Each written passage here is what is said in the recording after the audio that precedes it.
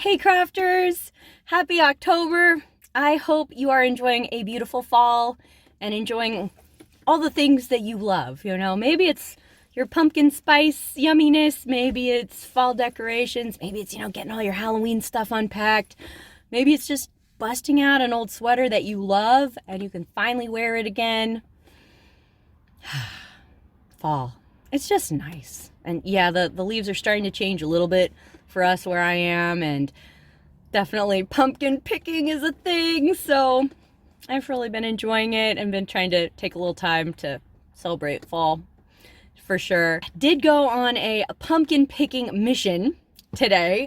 My husband and I always go to this local farm where they have pumpkins and apples and squashing gourds and all means of loveliness. So we did that today, and I'm gonna take you along so you can kind of see a little bit of our adventure and our huge decision crisis over picking a pumpkin. As is tradition here on the channel, I often try to make a new fall outfit and test it out on our pumpkin trip. So today was no exception. You can see a little peek of this lovely fall colorediness that's going on here.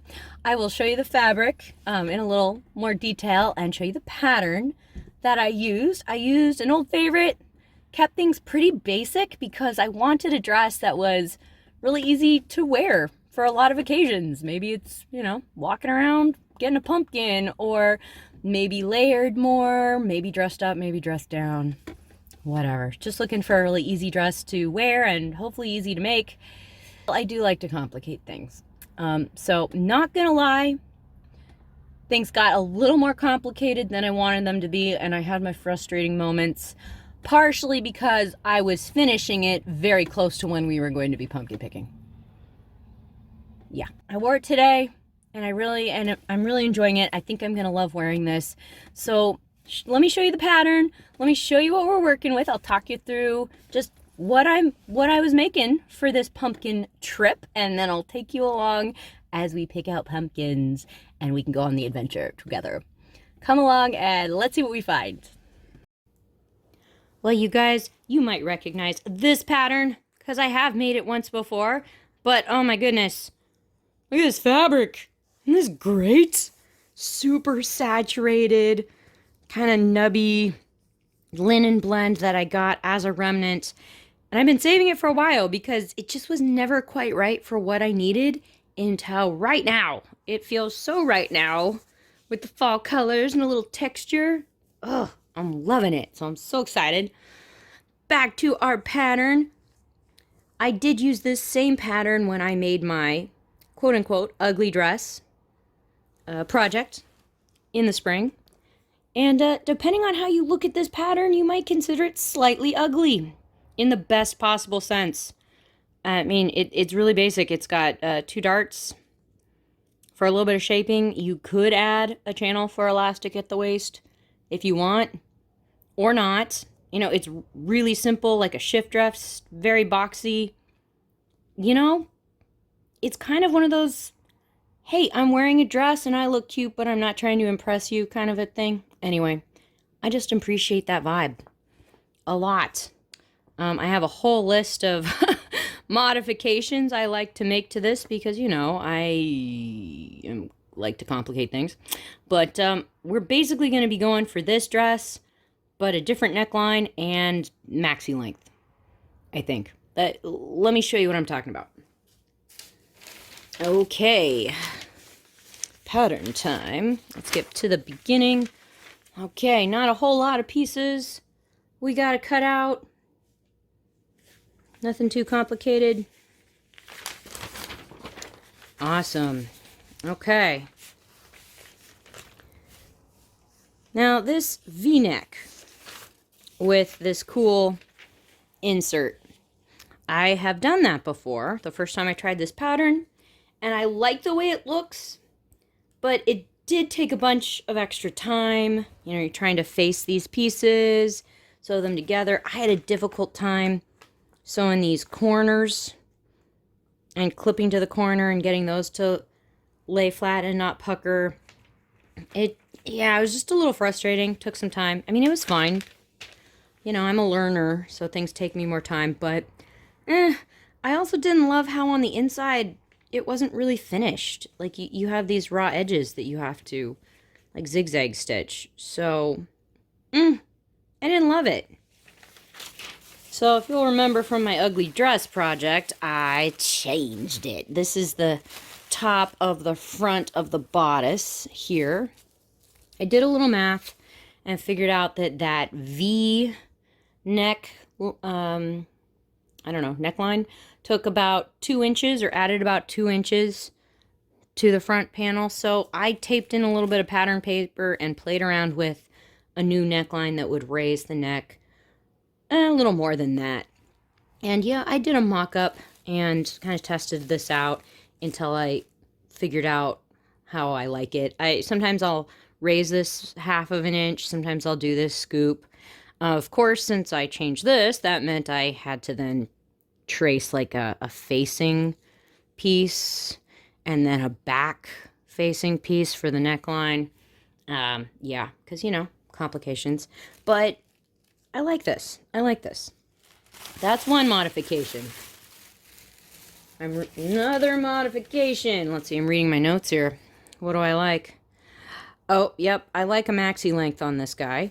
I just find maxis really easy to wear, especially with changing weather and seasons, and you can easily wear, like, I don't know, knee socks or tights under them. I love it. Modified the neckline.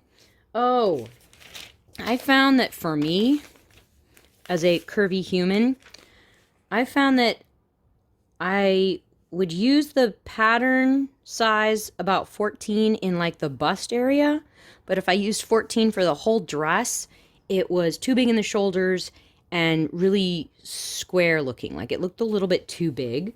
So what I end up doing is kind of using the lines for 14 right in like the bust area, and then I kind of taper it inward a little bit to like size 12 at right about waist level, and then kind of flare it back out again.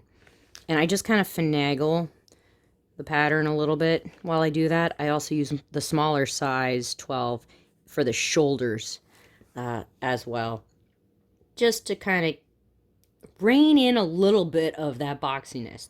That's just one thing that has worked for me.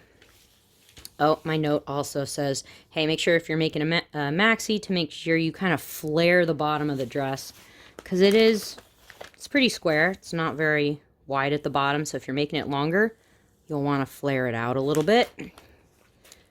Need about 4 yards for a maxi. Oh yeah, and then, okay, you know, more complications. Here's our short sleeve. It stops right about there. I found that the sleeve is a little bit odd. It's really small and a little bit pointy in the shoulder. Just it's a little weird. So I'm not good at modifying sleeves and stuff. Don't really know what I'm doing. So I've tried just extending the length of the sleeves on each side by about 1/2 inch or so. This time I'm also going to try just tapering this curve a little bit, just rounding it off so it's not quite so peaked. Maybe that may help give us a little bit more kind of just ease in the shoulder area a little bit. We'll see. Oh, and then here's an important problem to fix. The pockets. Yeah, it has pockets. That's a good thing, right? But these pockets, I don't think, are deep enough. If you're going to go to all the trouble to add a pocket, you need to make sure the stuff you put in that pocket stays put. So this last time I've extended my pocket a little bit lower so that hopefully it fits more good things. Let's take a peek at all of our pattern pieces here. I've started cutting them out already. And keep on going. Here we go. We got all the pieces cut out, you guys. You can tell there up at the top, we got the front of the dress. And over here, we got the 2 back panels. Over here, let's see, well, we got sleeves, pockets, that curvy bit in the back, some net facing, a little bit of elastic casing going on. Hey, I left the pattern piece out so you can kind of see what I did, extending the sides of the sleeve and making that curve a little more gradual to hopefully add just a little more ease of movement with this sleeve. We'll see. I may have to shorten the sides a little bit because I think I did more like 3/4 inch on each side. That may be a little much. Oh, and hey, here's our pocket.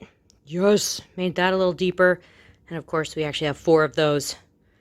One is stacked on top of the other over there. Hey, but I did leave the pattern piece out for the bodice. You could kind of just see a little bit of what I did. I just kind of played around with trying to, keep the fullness in the bust and then just bring the sides in just a little bit more towards the waist and then flare. And then I definitely kept on flaring a little bit more towards the bottom, although I did try to straighten the edge a little bit more on the sides for those side seams. And then I kind of used the front panel skirt to kind of guide what I did on the back panels too, so that they kind of have just a little bit of that curve as well. So, those are the pieces, guys. We can get sewing. Let's dive in. Okay, well, we got our pieces cut out. Let's see what we got to do. All right, perfect. All right, first steps, we got to sew those front darts. And then we stitch in the pockets to the front of the dress and to the back panels. And then we can stack the front of the dress on top of the back of the dress pieces and stitch it up. Awesome, loving that. Now, since I'm not doing this more complicated neckline, oops, where is that? There we go. Since I'm not doing that, I will instead be making a little facing to attach to the neckline. I'll have to do that, but I don't think I'm going to add interfacing to it or deal with this complications, so that's exciting. Hey, then we are attaching a zipper. They are doing an invisible zipper, I believe. I may or may not do that, because I am lazy and learning. But then, hey, then we got our sleeves. So we have some gathering stitches in there, which you really don't need too much because this sleeve is kind of small, so you don't need a lot of gathering.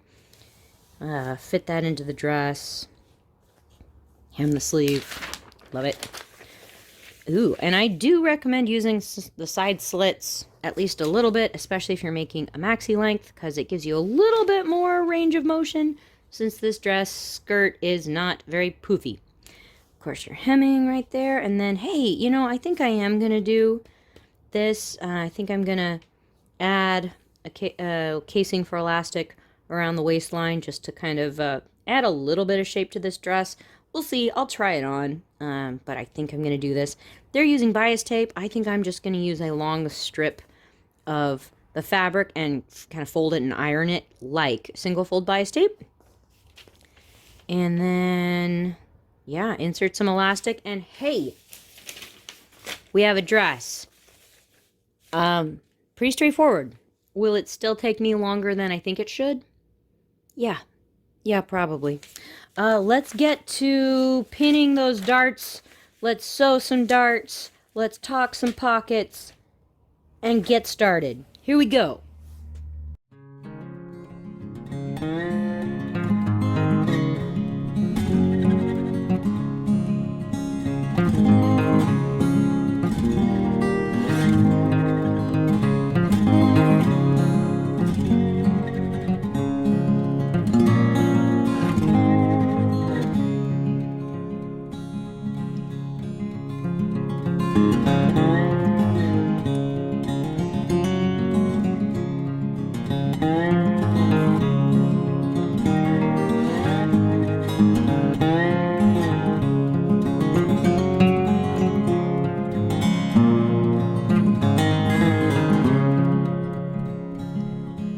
Well, you guys, we've got some darts in the front. We have some pockets. Woo! Let's take a look. Okay, of course, we're looking at the front, and we're looking at the inside of the dress. Ooh, I'm loving those pockets. Just a note, you guys, I have been going over the raw edges with just kind of a zigzag stitch, just to try to keep some of this from fraying. I don't have a serger, but that's just the way I'm doing it. We basically have a dress. I mean, of course, it's open in the back because we need to add a zipper. We need to add the sleeves. We need to add a neck facing, and then we need to add the hem, and of course, the side slits. So let's look at the pattern and see where we're going next. Okay, well, I'm not doing their neck facing idea, but I have made kind of my own. There's the back neck facing. Here's the front. Does it fit perfectly? No, but it's okay. All right, I'm gonna sew these pieces together, you know, stitch, and there, so they'd be connected.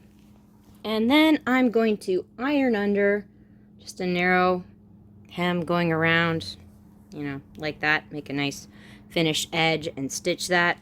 Probably do it with a zigzag stitch so that the raw edges are caught. And then, of course, I'll be stitching this part to the neckline of the dress. Okay, so there's one thing we gotta do. We do need to do our sleeves and put in a little gathering stitch so that those can get fitted into the shoulder. Okay, cool. Oh, yeah, did I just skip the zipper? Yeah, we gotta do the zipper. That's cool. That's cool. Oh, yeah.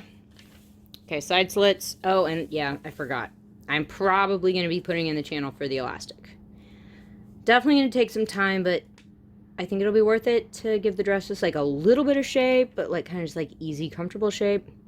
We'll see. I always get to kind of this part of the dress and I'm like, oh my gosh, it goes so quickly. I have a dress now. And then I go, oh wait, I still have stuff to do. So it's okay.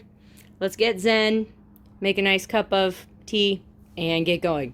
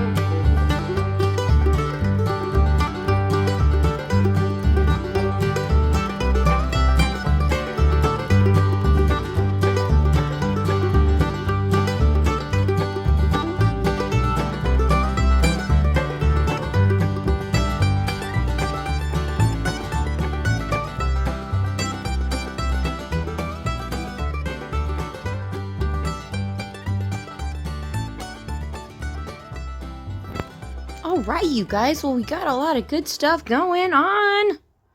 We got that neck interfacing in there. I also did a little bit of top stitching around the neck, and I did some little stitches kind of just in the shoulder area to try to keep that neck facing from curling up too much. It's a little lumpy, but it's okay. We got the sleeves on there, right on. We are looking at the back of the dress, though, And, yeah, time for a zipper. All right, it's calling for an invisible zipper.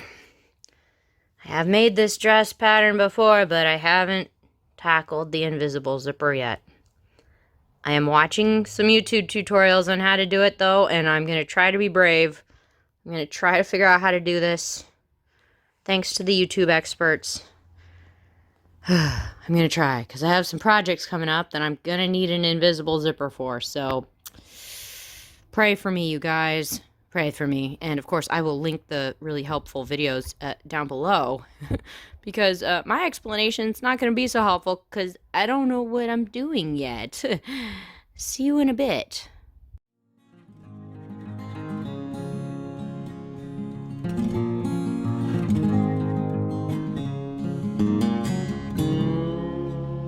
Hooray, we have a zipper! Yes! But no, it's not invisible. Oh, man. Okay, so I did find a great YouTube tutorial on how to do this, which I really appreciated because this part of the pattern directions seemed to have been written in ancient Greek, which I don't read. So I was really appreciative for the tutorial, and I will link it down below for you. I think I, understand kind of the basic process, and I also think I understand what I did wrong. I don't think I stitched close enough to the zipper teeth, and so you see some of the zipper material around the zipper more than you should for an invisible zipper. So I'm glad I tried the process. I don't mind that it's not invisible back here, so I'm going to leave it. And I think before the next invisible zipper I do, I'm going to try to invest in an invisible zipper foot. Also, you may notice that the sleeves are gone. What happened? Well, I tried the dress on, and despite the multiple times I've made this pattern before, I just felt with this chunky fabric that the dress looked super boxy, like even more than usual. It's a boxy fit, but it looked a little off. And I realized that the shoulders were just really too big. Despite my pattern adjustments, they were like an inch or more too big. So I took the sleeves off and I just kind of cut in just a little bit on those shoulders. I mean, they were right about here. I just took off not a little like sliver, and just like took off I don't know, maybe 3/4 of an inch, and then just kind of tried to blend it into the side of the armhole. Matched it up on both sides as best as I could. I'm hoping that'll help a little bit. It's still gonna look super boxy, but I think this will help. So, yay for unforeseen modifications, which I really need to make on the pattern instead of on a partially completed garment. Yeah, let's look at the next steps. Okay, well, obviously my first goal is to put those sleeves back on. But I have done a little bit of work on the hem. When I tried the dress on, I measured the side seams and determined how big I wanted the side slits to be. And then I took the fabric in the seam allowance and I rolled it under a couple times, ironed it flat, pinned it. I'm just gonna stitch along and get those nice ironed edges stitched down. I've also kind of done a zigzag stitch across the raw edges. You can see how frayy that is, so that was helpful. I also like the length of the dress, so I think I'm just gonna make a rolled hem down at the bottom, and then the hem will be good. Let's see, I think sleeves, side slits, hem, and then I'm really thinking that I do need to make kind of a channel for elastic and like a kind of a cinched in waist on the dress. Remember I talked about how I was thinking about adding a little tube of fabric around the waist, putting some elastic in that and cinching the dress in a little bit. Well, I think we need to do that. Let's check out our pattern here. What are they suggesting? All right. And this is what we got to do. I'm just sewing a strip of fabric. I think they're using single fold bias tape around the waistline. I tried the dress on, kind of figured out where I want this to go, made some little marks. Instead of using bias tape, I kind of just made my own out of this fabric. Don't get me wrong, I love bias tape, but I have realized that sometimes it can feel kind of stiff against your skin, especially if it has elastic in it. And I really love how comfy this feels. So I think I'm going to make this tube out of this. So you can see the raw edges are folded under. I'll pin this to the waist all the way around the dress and do a little like line of stitching near this edge, really close to the edge. Then I'll do another line of stitching like this edge. Make it kind of look like that. And then I'll have a tube in there for some elastic. I might use 1/2 inch elastic, maybe. I don't know. We'll see. But, yeah, those are some of the next steps, guys. We're getting close, but, you know, that's always the case, right? Get to a simple project, and it always takes longer than you think. Hey, if you get behind simple projects, it always takes longer than you think. Hey, give this video a thumbs up, will ya? And, you know, consider subscribing for more crazy and, you never know, slightly time-consuming fun stuff from Partners in Craft. I'm gonna get back to sewing, and I'll show you how it goes.